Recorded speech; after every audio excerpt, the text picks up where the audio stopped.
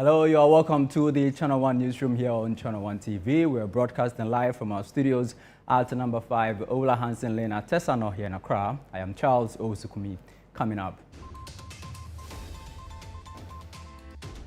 City 97.3 FM wins Best English Radio Station at the 2025 DJ Awards. Also coming up, 5 people shot dead in attack in Binduri in the Upper East region. Still on the Channel 1 Newsroom, family of murdered KNUST students cry for justice months after the incident. Instead of celebrating a future that was stolen, we are pleading the blood of our innocent sister. We are sending this video as an appeal to the Inspector General of Police, to the Attorney General, to the judges handling my sister's case, and to whom it may concern. Cases of this nature, the shedding of innocent blood, and the cutting short of a bright future must be treated with the utmost urgency. And later, rice farmers in Ashanti region want government intervention to save local production. Last year, yedom mono nsuo na anto emma mono enye yi. Na afi de nsuo to ama obi amu ayeye. Sese mu no da eda fom. Obi ani ho ameti nka se wade mu akonika.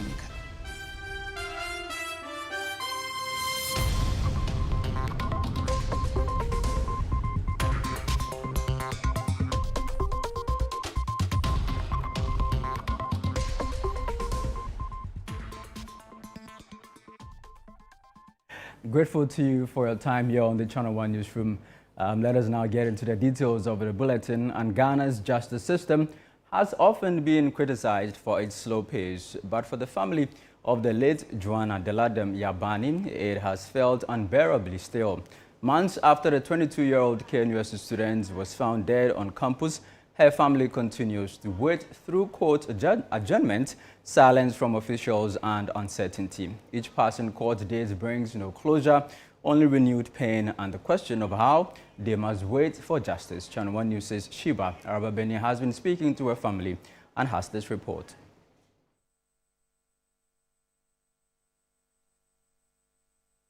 I feel bad even talking about her demise because as if I'm dreaming, still dreaming.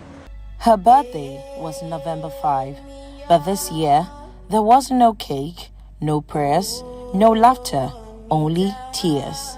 Because Joanna Deladem Yabani is no longer here. Safe and sound. She was a darling. She was always at the bright side of the day. Jovial, lovely, caring, and respectful. I mean, I don't know, she's God-fearing, and she loves to pray, you know, so I don't know. It is well. Joanna was a 22-year-old final-year biological sciences student at Kwame Nkrumah University of Science and Technology, graduating with first-class honors. But on February 27, Joanna was found dead behind the university's Rehabilitation and Disability Center on the university's campus in the early hours of the morning. Her body was discovered by authorities after a crime scene investigation was launched. Following the investigation, her boyfriend, Daniel Tufo, was arrested as the prime suspect in connection with her death. But what followed has been a slow and painful legal journey. In early March 2025, he was first remanded into police custody. On 17th March, prosecutors told the court the docket had been forwarded to the Attorney General for advice. The case was adjourned to 1st April 2025 and still awaiting direction. Months later, the trial was adjourned once more to 15 September 2025, and since then, the matter has still not concluded. A family waits and the country watches. I've attended several court hearings after the initial appearance, but constant adjournment have marked this process. This raises a serious concern. What exactly is happening with our judicial system regarding this case? are there not sufficient evidence to secure a conviction for the accused, Daniel Tufo? Instead of celebrating a future that was stolen, we are pleading the blood of our innocent sister. We are sending this video as an appeal to the Inspector General of Police, to the Attorney General, to the judges handling my sister's case, and to whom it may concern. Cases of this nature, the shedding of innocent blood, and the cutting short of a bright future, must be treated with the utmost urgency. Their plea sparked a national response. The hashtag Justice for Joanna now carries the voice of thousands calling for accountability and an end to delayed justice. In Joanna's memory, her family has established an NGO to fight for student safety on campuses. Her mother is not only grieving, she is correcting the story, protecting her daughter's name even in death. Don't kill a woman because she's not interested in you. Because if you are correct, she would have continued loving you. She can take it. And I think it is time for women to get up and talk. Don't keep quiet. Today is me, tomorrow it might be you. All women should get up and talk about this thing. It must not happen again on our campuses. And I heard people saying, yeah, they make school so uncle school no. At her age, she was almost completing university. So she can have somebody she loves if she wants. November 5 will never be the same again for the Yabani family. So Bella, wherever you are, God bless you. We love you. Happy birthday. In fact, happy heavenly birthday. Justice in Ghana is often slow, sometimes painfully slow. But for the Yabani family, time has already taken enough. The loss of Joanna Yabani has left her family in mourning. The family's call for justice is a reminder that justice must not only be done, but it must be done in time. Reporting for Channel 1 News, I am Sheba Arbabini. Well, away from that unfortunate story, rice farmers in Donaso, within the Ejiso municipality of the Ashanti region, are facing a crisis despite recording a bountiful harvest. The unavailability of market access for their produce has left them drowning in debt. The farmers, who blame the influx of foreign rice for their predicament, are calling on government to expedite measures to purchase locally produced rice to ease their burden. Channel 1 News' Ashanti regional correspondent Fatih Aminu Ibrahim reports. Donaso rice farmers within the Ashanti region joined the many rice farmers across the country to raise concerns about the dominance of foreign rice on the Ghanaian market. Rice farming remains the main source of livelihood for many residents of Donaso in the Ejiso municipality of the Ashanti region. Farmers here say they have been cultivating rice for over 3 decades. However, they fear they may soon be forced to abandon the trade due to the unavailability of a market for their produce. The farmers lament that they still have unsold rice from last year's harvest, even as they prepare for a new one. Several attempts to attract buyers have yielded no results. Last year, yedom mono nsuo na anto emma mono enye na afidie nsuo to ama obi amoa yeye sese mu no da edafom obi ani ho ameti nka se wode mu akonika amone gu ho ya nya market omonto esikana ni ho edi ayantimi ho okoso mo ni si hokora obasa akofa ne sa edi abafie bi no. They expressed concern over the preference of Ghanaians for imported rice, which is perceived to be of better quality and cheaper. Wo hweye bibifo no nso se ye ade wa Ghana hanma ye mpeye de no gese mrofo no mu de na wo mu de bedaadan no ye tibi no mu kura se emu no kura ye roba nanso roba no na wo mu pe de o mu de kra afri amanoni aba no na ma ye de na he de market eni ho batanka ye basra se abawa nkodwon bi na oba boy awo market no na bamba to de ni ma ye. The farmers add that the situation has left them heavily indebted as they are unable to repay the loans secured to finance their farms. Ye group. Ye nipa 20 na ye group no. Afibia ye kwaje loan na aboye. Se ye do ye nyamu. Kan so da ye so. Te ama akuyefo disia yakuyefo no ya boka kasi awo market no. They are therefore appealing to the government to intervene urgently by purchasing their rice for use in schools and other public institutions.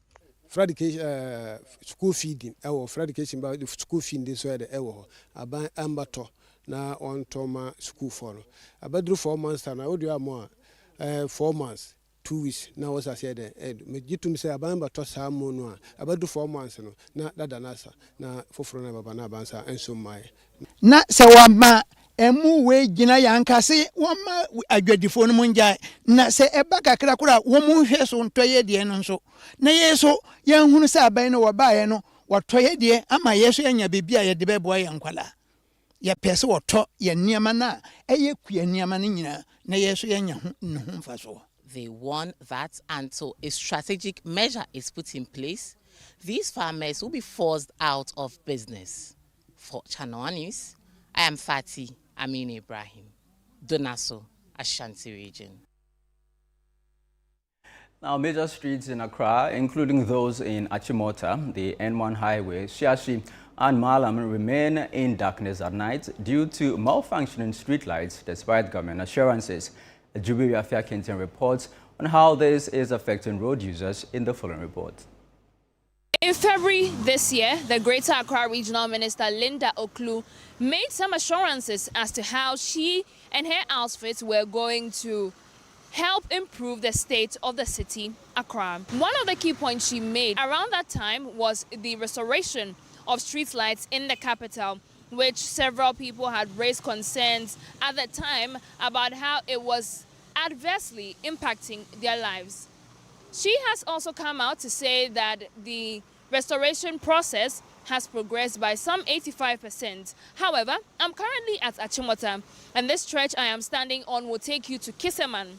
Right ahead is the runabout that connects you to places like Tesano, Jowulu, and the N1 that takes you as far as the Accra Mall.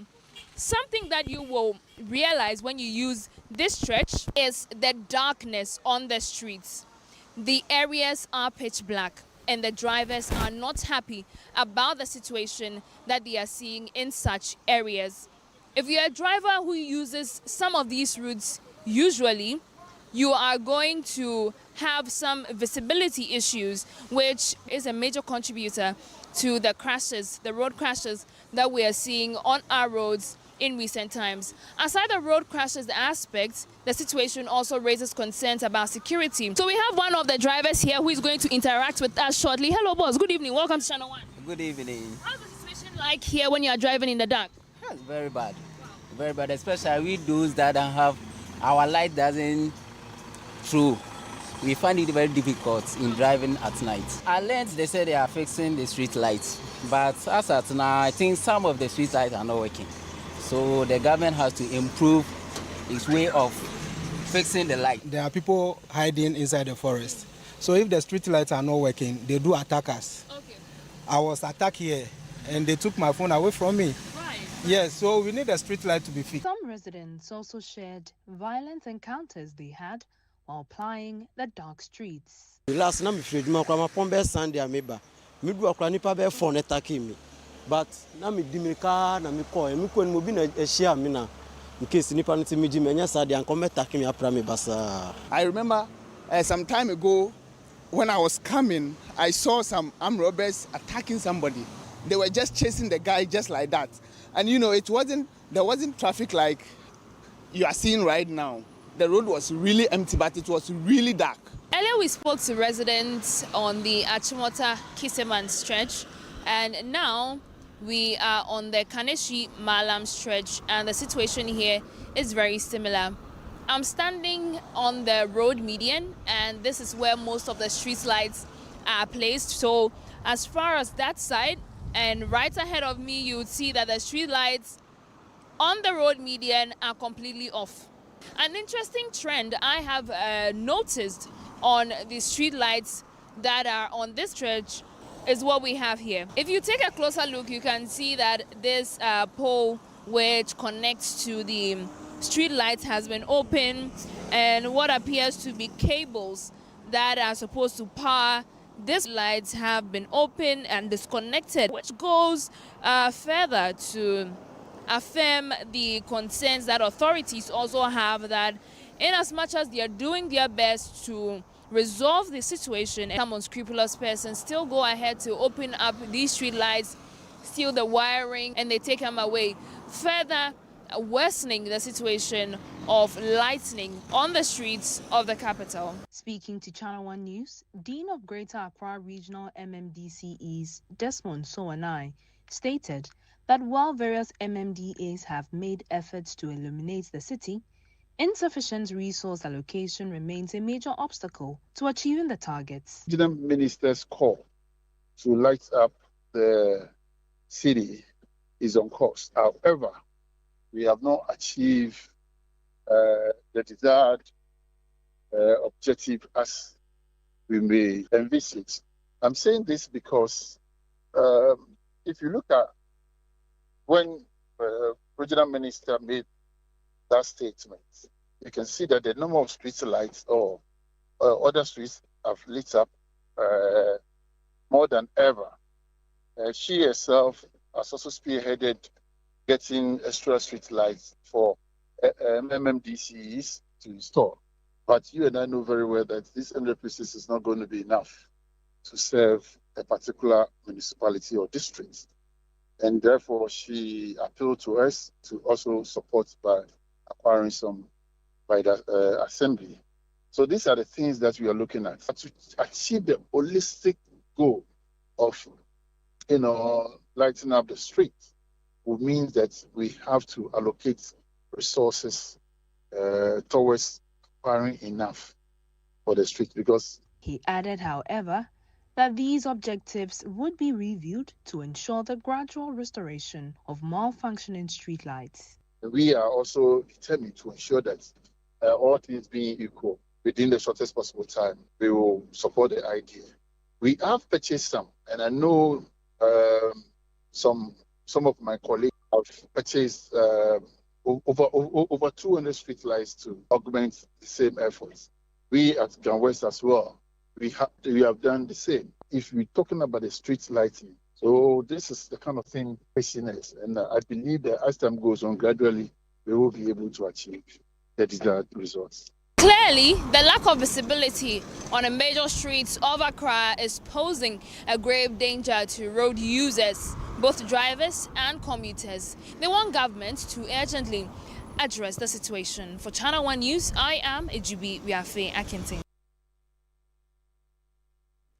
Away from that, 5 people, including women and children, have been shot dead by unknown gunmen during curfew hours at Tegmasug, a suburb of Binduri district in the Upper East region. The tragic incident occurred on Thursday, November 7, 2025, when the assailants stormed a household and opened fire on its occupants, who were indoors at the time. According to police sources, 5 individuals were killed instantly, while 1 person sustained gunshot wounds and is currently receiving treatment. The attackers also reportedly shot and killed 2 bullocks belonging to the household before fleeing the scene.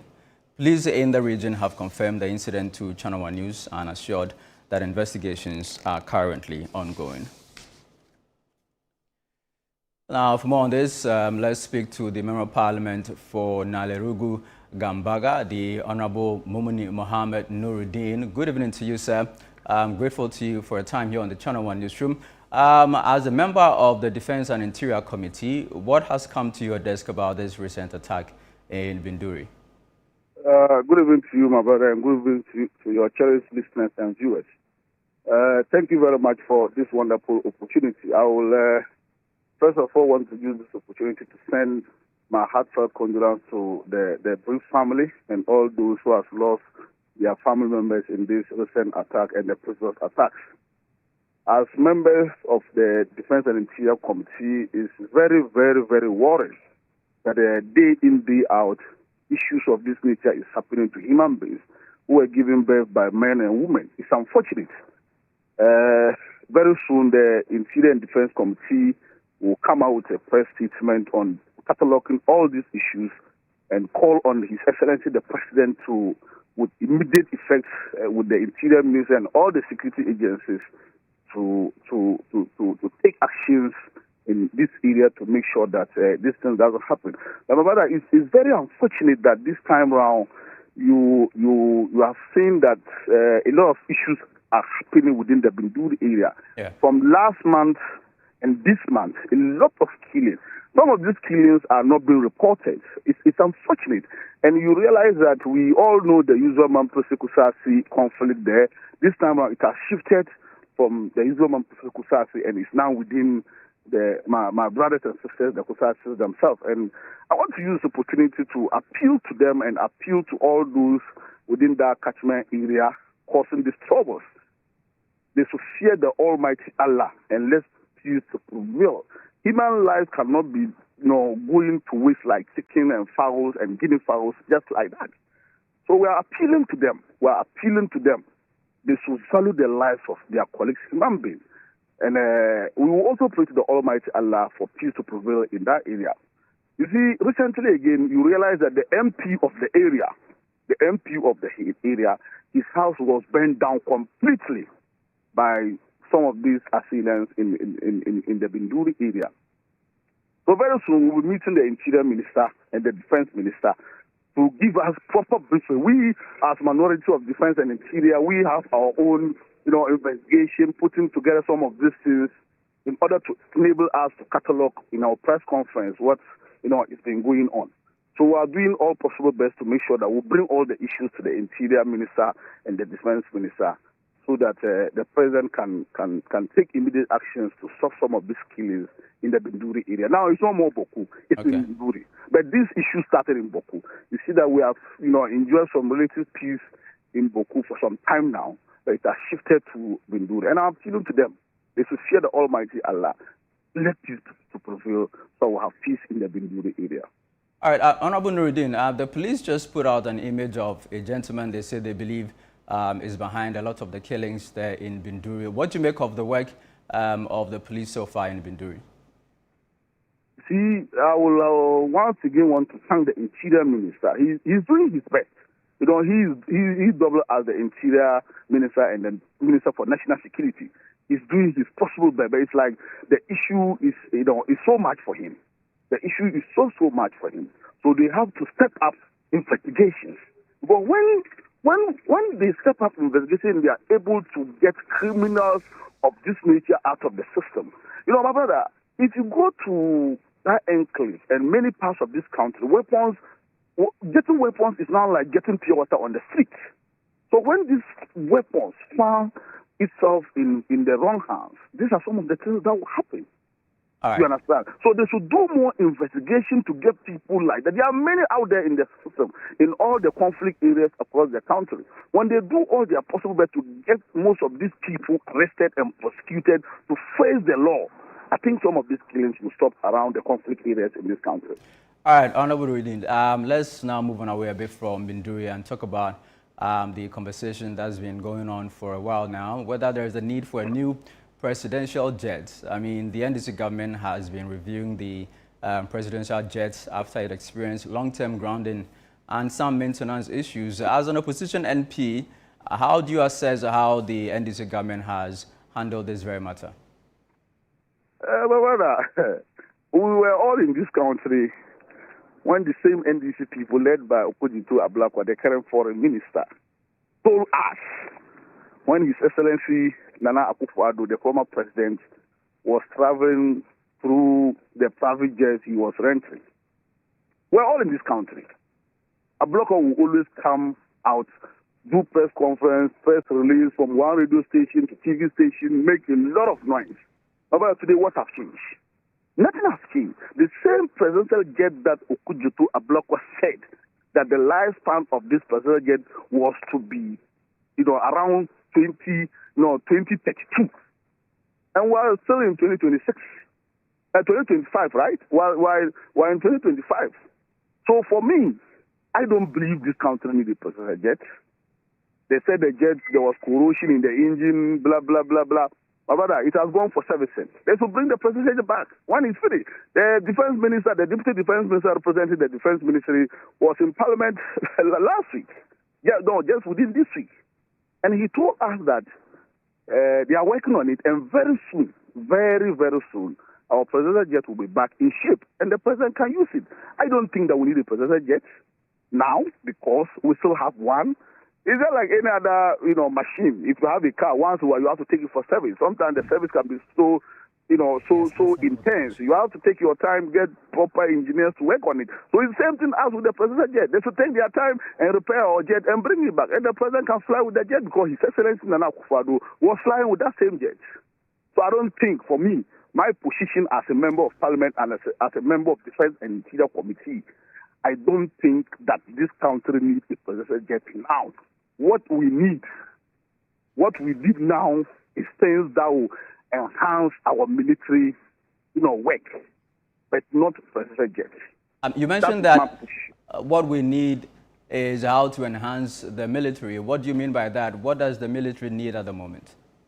See, if you look at our military headquarters, the police, they need a lot of them. Recently, I was, as part of Defense and Interior Committee, from 1 month or 2 months ago, I was in London with some of my colleague members to attend a security conference. In this conference, every part of the world was in London, and they were displaying weapons, ammunition, and all those things that help the defense, sector, that's the military sector. And we have identified a number of things that our military needs.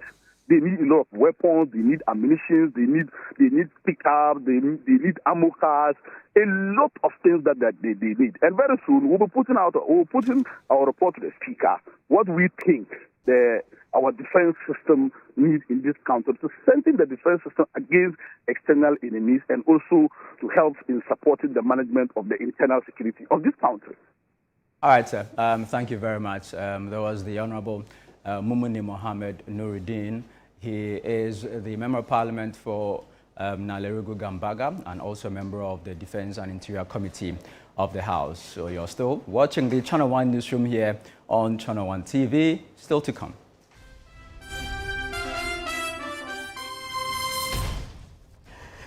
Pressure mounts on President John Mahama to declare state of emergency following recent attacks on NIMO's task force and officials of the Environmental Protection Authority in the Galamsey fire.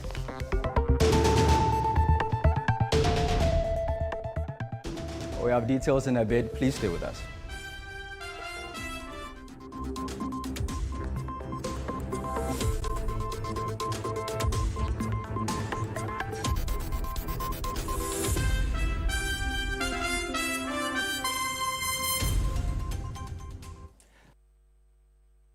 This tote pays 3 salaries. This book keeps 2 children in school. This cream supports 5 households. Every product creates a job. Afro-quality. Buy African, build Africa. Hey, Ghana. So you people know Miss Brother once more. If you knew, it's your boy. Kill them all, kill them all. But this time, I'm not only killing mosquitoes, I am killing the greats. See? This wouldn't have been possible if I didn't have the perfect mosquito-free atmosphere. Thank you, Out Insecticide. And yeah, Out Mosquito Coil. For a mosquito-free atmosphere, trust Out to... You are not serious. Out Insecticide. So ya boa, faha.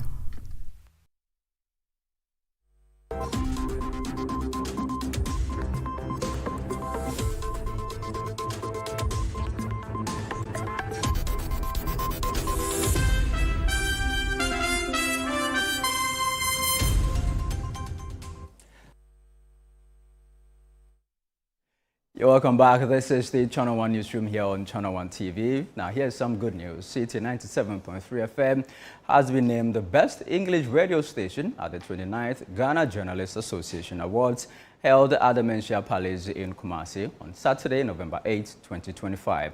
The award recognizes the station's outstanding contribution to quality journalism, ethical reporting and impactful storytelling over the past year. Channel 1 News' Middle Belt Bureau Chief Hafiz Tijani has more. City FM, which recently celebrated 21 years of relevant radio always, was honored for its consistency in delivering credible news, thought-provoking talk shows, and innovative public interest programs that have influenced national discourse and promoted accountability.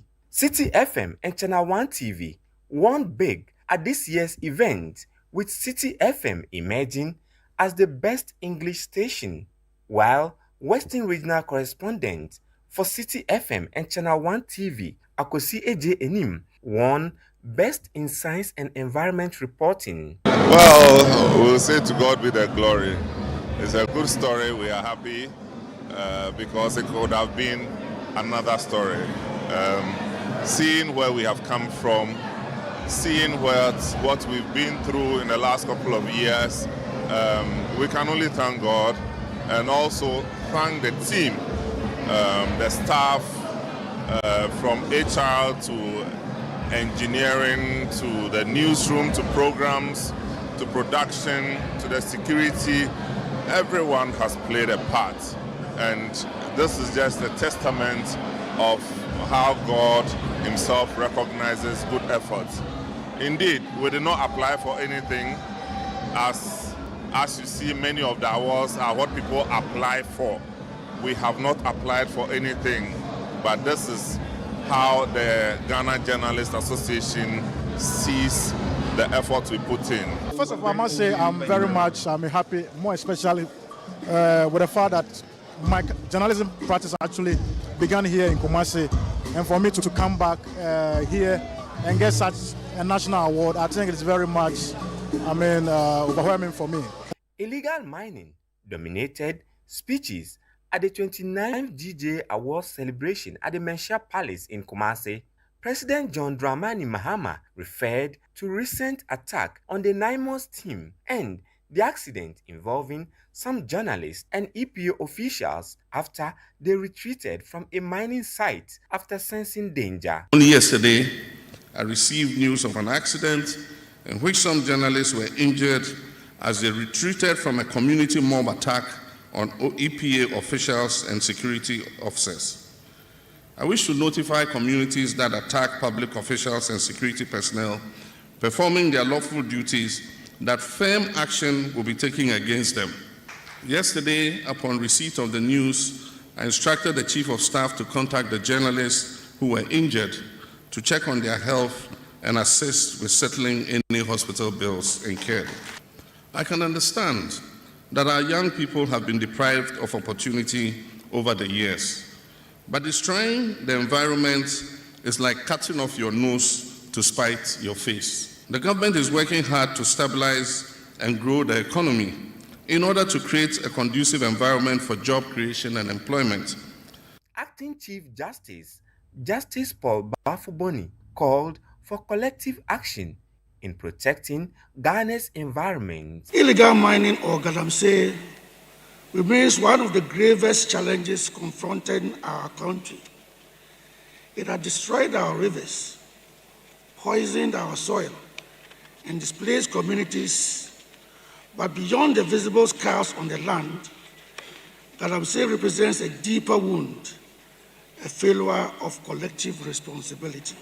Your Excellency, ladies and gentlemen, the fight against environmental degradation cannot be waged in silos. It demands a strong partnership between the executives, the legislature, the judiciary, the media, and civil society.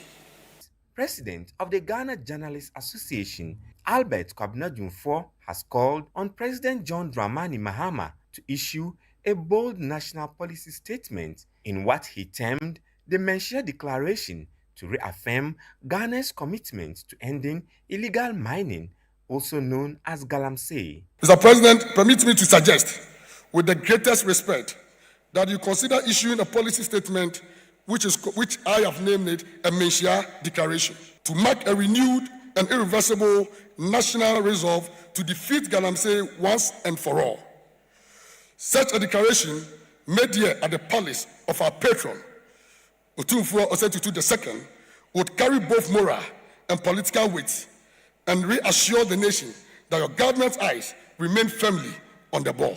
Godwin Asidiba of TV3 won the Best Journalist of the Year. The GJA National Media Awards is the flagship event of the Ghana Journalists Association honoring excellence and professionalism in journalism. This year's ceremony, held at the Menchia Palace, celebrated the role of the media in national development with a special focus on peace building and environmental protection. Illegal mining dominated speeches at the 29th DJ Awards here at the Menchia Palace. The executive, the judiciary, and also the media are pledging concerted efforts to fight against the menace. Hafiz Tijani, Channel 1 News, Menchia Palace, Ashanti Region. Meanwhile, pressure is mounting on President John Dramani Mahama to declare a state of emergency in the illegal mining fight following recent attacks on the NIMOS task force and officials of the Environmental Protection Authority, as well as journalists in the Ashanti region. They believe it's about time government takes immediate steps to address the situation. The following report has more. Just this month alone, 2 alarming incidents have nearly claimed the lives of individuals leading the fight against illegal mining. The first involved EPA officials and journalists in Obuasi.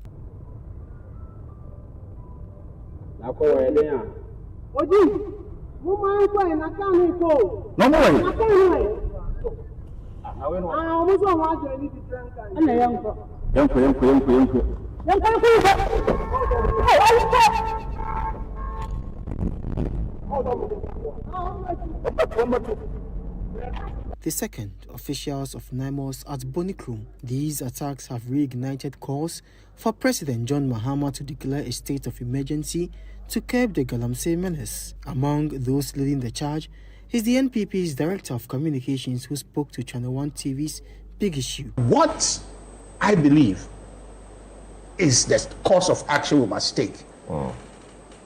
It's for the president. I'm coming. It's for the president to come to the table and declare a state of emergency. So the state of emergency that is not negotiable under these circumstances. It is the only singular way to hold things constant and then look at what are the options. If you don't hold things constant and things are this fluid, and you are moving about trying to solve this, you'll be chasing your shadows. The president of Utah KNUST has also called for a temporary ban on mining to allow for a reassessment of the situation, a position supported by security analyst Richard Kumado. What is before us is a serious war, and that for a war, we must be resolute. We have the power in our hand. We are asking for a temporary ban, maybe let's call it cool off, some 3 weeks or 1 month to reassess the situation. And then everybody would then be in the know where we are. Then always the leadership try to shield and preventing that action. It then creates an environment that there's something being hidden. They will need to reassess the methodology and, review some of the operational strategies. And once they do that, it gives them an opportunity to have where the issues of the challenges, the major ones are coming from, and what difficulties they anticipated into the next year, and what level of resource mobilization they will need to put in. I also want to say that I have said that all the agencies will need to work together. And once they are working together, it makes it a bit more convergent for them that they are working with the local intelligence communities on the ground. These issues about entrapment and entanglement, they will be there, but they will be minimized. Meanwhile, a member of the NDC communications team, Hamza Sohini, has affirmed government's readiness to tackle illegal mining head-on. The preoccupation should now be on reclamation. And you raise an important matter, and that has to do with the role of the communities and the fact that it is becoming extremely difficult. But again, kudos to the government. We are not yet out of the woods, but the steps are encouraging. Salom, today the government has launched what we call the Arcomze program, because we appreciate that many of our citizens out there who are engaged in it, like you indicated, are unwilling to go and learn other trades because of the financial benefits they are likely to get or they are getting from that sector. So what this government is saying is that where we are faced with such difficulties, we should be in a position to regulate the trade. Well, this is still the Channel One newsroom here on Channel One TV. Still to come. Residents of Wanchiki in the Tripoli districts of the Northeast region appeal to governments and benevolent organizations to provide them with potable water.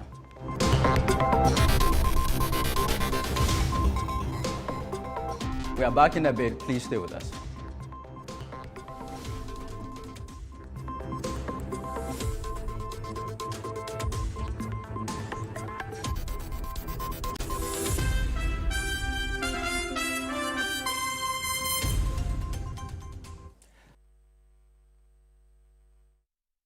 Hey, Ghana.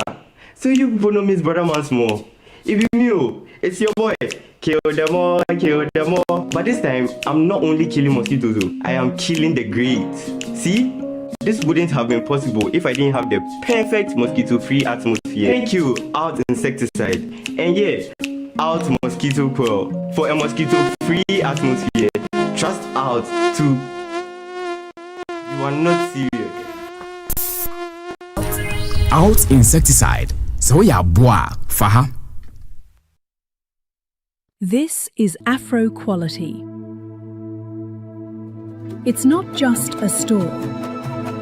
It's a new way to think about African retail. For centuries, Africa's artisans have created. But too often, their reach stopped at the border. Today, it is easier to bring goods from anywhere in the world and sell them in Africa than it is to make something in one African country and sell it in another. Afro Quality exists to change that. We are a retailer dedicated to African brands. A platform where makers scale beyond their home country. A bridge connecting cultures, markets, and communities across Africa. And behind it all, technology. Efficient, modern, seamless. Afro Quality is built to carry African creativity further with the speed and clarity of today's digital world. Africa is the youngest continent in the world, but youth is not an advantage without jobs. Jobs come when makers can sell, when industries can scale, when creativity is turned into commerce. Afro Quality is how we create those jobs, with a network of retail stores in different countries for African brands, making it easier for customers to buy African, and turning every purchase into an act of progress. This is not just retail, it is system change. It is possibility turned into reality. This is Afro Quality.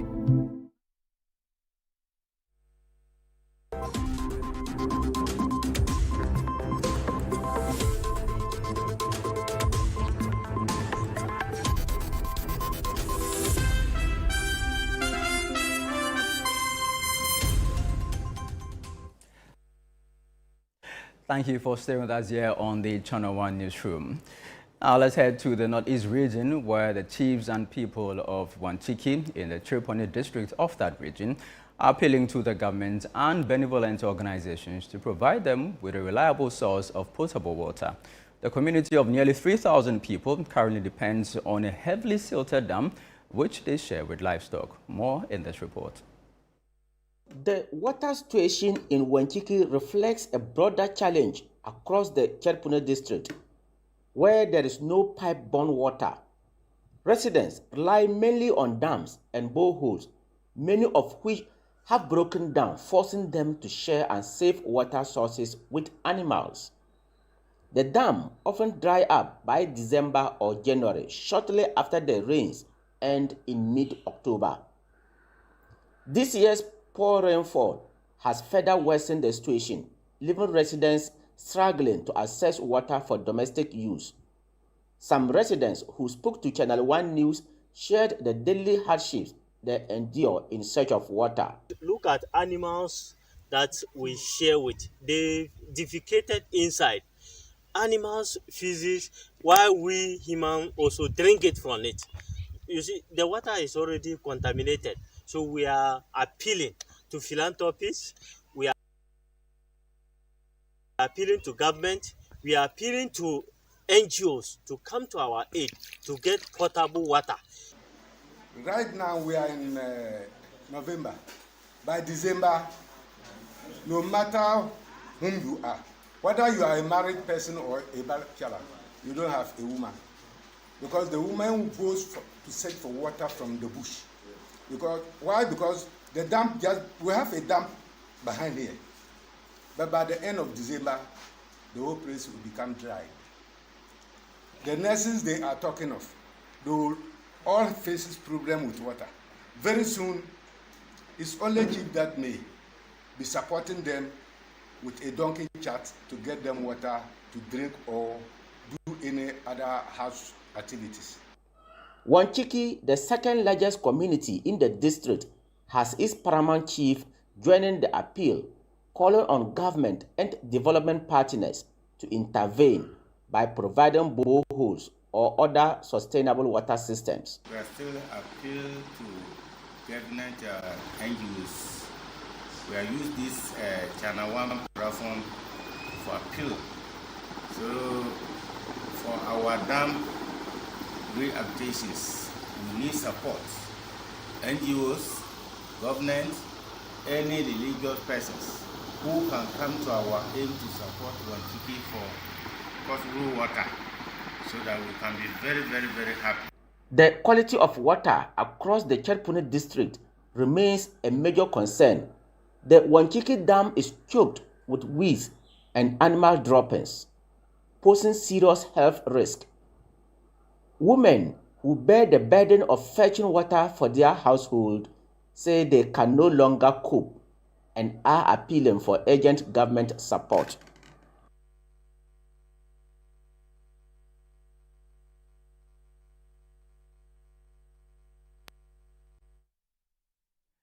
Now, the Ministry of the Interior has outlined clear guidelines on the approved uniforms for private security organizations in the country.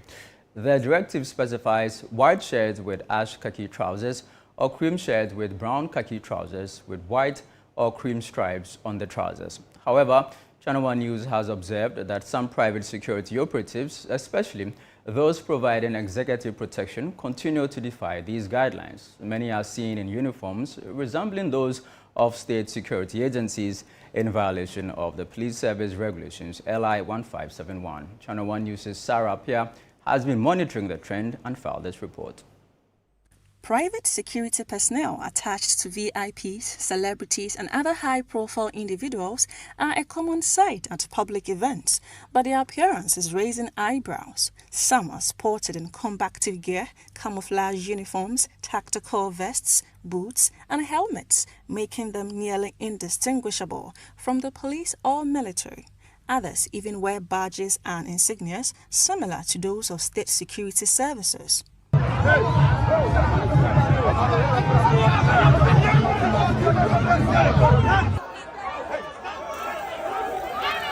The law, however, is clear. Regulation 12 of LI 1571 of the Police Service Private Security Organizations states that no private security employee may wear any uniform or badge unless it has been approved in writing by the Inspector General of Police. The question remains how these executive protection operatives received such approval for their costume. National Chairman of the Association of Private Security Organizations, Dr. Ibrahim Sunaba, says many of these bodyguards operate without licenses, making regulation of their activities, including their attire, difficult. Even though we have licenses doing this, there are other people who are also operating underground who don't have licenses, but they still want to do private security. They go around taking contracts and working without a license. But when this thing comes to our notice, we go after them, and then we ensure that will stop them because it's illegal to operate a private security without a license from Ministry of Interior. So all this one we are saying executive protection and wherever, they all form part of private. Because when we talk of private security generally is there, but there are products under the private security. Uniform there is only currently per our constitution and per the police service private security organizations regulations in 1992, which is the LI 1571. It's only the IGP that can approve a uniform for somebody to go and do a private security work. You cannot just decide that you sit in your house and decide that this is the type of uniform, how do you call it, I want to wear. He disclosed that the Interior Ministry plans to review LI 1571 by 2026 to tighten control over the sector. A committee this in place by there's a Honorable Minister of this Interior, Honorable Muntakamo Barak, that are looking at these regulations, the Private Security Act, the LI 1571. They are looking at it that they want to come out with some amendments and then some regulatory reforms in order to make the industry the better one. And these are some of the proposals that we have proposed, that we are sure that when these regulatory mechanisms, the discussions start, these are some of the things that how do you call it, we are going to see. Meanwhile, security consultant Richard Kumado also noted that executive protection services currently fall outside the existing law, calling for new regulations to prevent the misuse of state-style uniforms and the risks that come with it. It's not the right thing to be done. People may use those uniforms under the guise of executive protection and security officers in the private sector and create all manner of issues for the general public. Come to the single individuals providing executive protection to private individuals like celebrities. That is a different set of security services within the security industry in this country. And we needed to address it as quickly as possible so that the other people, which are individuals providing executive protection, we do not come under the Private Security Act or the domain of the private security institutions, will not be taking the law into their own hands. They have to be regulated to the extent that it has become a major service in our country. You have Christmas on your hand, and there's going to be a lot of outdoor programs. They have to be regulated. With how some private security personnel dressed in uniforms that closely resemble those of state security agencies, stakeholders are calling for a tighter regulation of the private security industry to ensure a clear distinction between the public law enforcement and private security. Reporting for Channel 1 News, I am Sarah Apia. Well, away from that, some residents of Mahian in the Temame Metropolitan Assembly are counting their losses following a devastating fire outbreak in the area. The blaze, which reportedly started around 2 p.m. on Saturday, destroyed 6 wooden structures containing personal belongings worth thousands of cedis. Despite the swift response of personnel from the Ghana National Fire Service, several residents have been displaced. The affected residents are appealing to authorities for urgent support, particularly with temporary shelter. Channel 1 News' Fauzuma Saudu has been to the fire scene and filed this report. According to the Tema Regional Fire Command, the fire started around 2:00 p.m., prompting a quick response from fire personnel following a distress call from residents. While 6 wooden structures were completely destroyed, officials say their timely intervention prevented the fire from spreading further, saving at least 12 nearby structures. At the time we got there, the fire was fully developed, and we noticed that it involved some wooden structures used as dwelling places that was on fire, and it was still spreading to other portions or other structures which were nearby. So in all, a total of 6 structures were totally burnt with their contents. The contents were basically personal belongings of the residents or the owners of these structures. There were some 4 other structures that were slightly or partially affected by the fire, and per the surrounding area, or when we counted or did our estimation after the fire, we were able to salvage 12 other structures from the fire, and these 12 structures Some are wooden structures and some are also sandcrete buildings. Rahel Lasare, a firefighter whose own home was affected, recounted how she received the news of the blaze. Actually, I was in class. I was writing exams today. So after the exams, I went to my phone and I saw missed calls. So I checked and it was like from my family and they were telling me the place is on fire. So I actually had to call my colleagues at work and then tell them somewhere. So I didn't even know my grandma's apartment or place was included. So I only called to confirm and tell my people that, oh, there's a fire happening here. So they told me they were on their way. Then I called my grandma and she told me that our place is part and then it has already been burnt. So have the TV, microwave, clothes like personal belongings, stationaries for the kids and then myself and then my, like we all have books and pens and everything. And then the clothes I sell and then the platforms and hills I sell, like everything is down. Other residents describing the incident as unprecedented in the Manya community continue to count their losses. Items including home appliances, furniture and cash were all consumed by the flames. They appealed to authorities to urgently come to their aid, especially with temporary shelter. Everything got burnt. My TVs, my laptops, my cameras, everything. I'm a media person. Everything has burnt. Yes. So you said your wife was around with your baby? Yes, please. What's their situation now? Right now she's with she's in the mission house. Yes, with my pastor's wife. I need help from NGOs and NADMO to come and help to salvage the situation. Right now we don't have any place to sleep. Although the affected area consists mainly of wooden structures, the fire service says it cannot yet attribute the rapid spread of the fire solely to that factor. Investigations have, however, been launched to determine the exact cause of the incident. Currently, we've not been able to establish the actual cause of the incident. We are still investigating the cause. Are you able to give timelines as to when you're going to complete? So our team will move back to the scene tomorrow morning to continue. So we're hoping by Monday morning we should be able to know the actual cause. For these fire victims who could barely salvage a thing or two, they are appealing to authorities to promptly intervene in providing respite for them, many of whom have been rendered homeless due to the sad incident. Reporting for Channel 1 News, Fauzu Masaudu, Tema Newtown. Well, that'll be all for this edition of the Channel 1 Newsroom here on Channel 1 TV. Do visit our website, channel1newsonline.com, for more information on our top stories and more. Subscribe to Channel 1 TV on YouTube for more exclusive video content from Channel 1 TV. Download the Channel 1 TV app on the Google Play Store and the App Store. I am Charles Osukumi. Thank you for watching.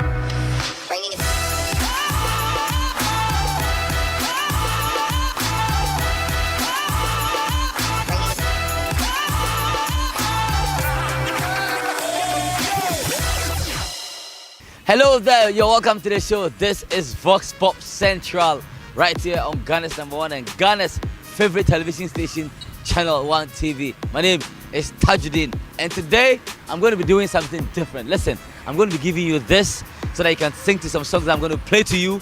And if you think you can sing the song, hey, we'll find out right here. But like I tell you all the time, when you see me on the streets, Murife, don't run, don't run, don't run. I'll be right back after this break.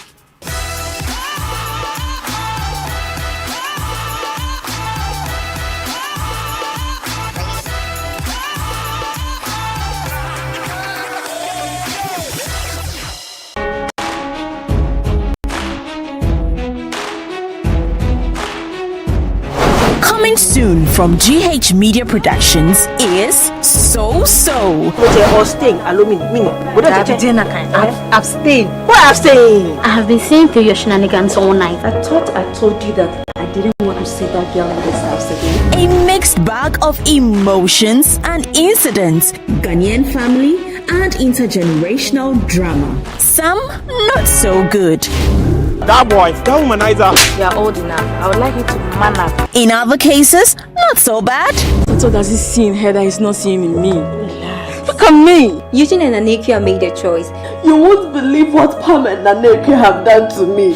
Watch out for So, a brand new series from